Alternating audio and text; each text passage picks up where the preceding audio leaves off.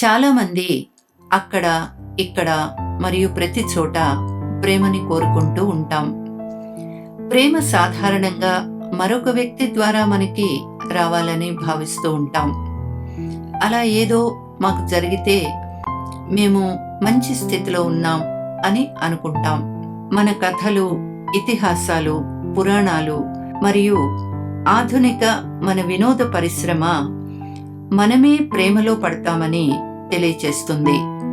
నిజమైన ప్రేమను కొనుగోలు చేయడం సాధ్యం కాదని, ఆర్జించలేమని, అలాగే స్వాధీనం చేసుకోలేమని మన హృదయానికి తెలుసు.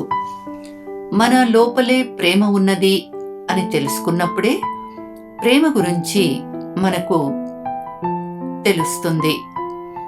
ఈరోజు నాలో ఉన్నటువంటి ప్రేమను నేను అనుభవం చేస్తాను.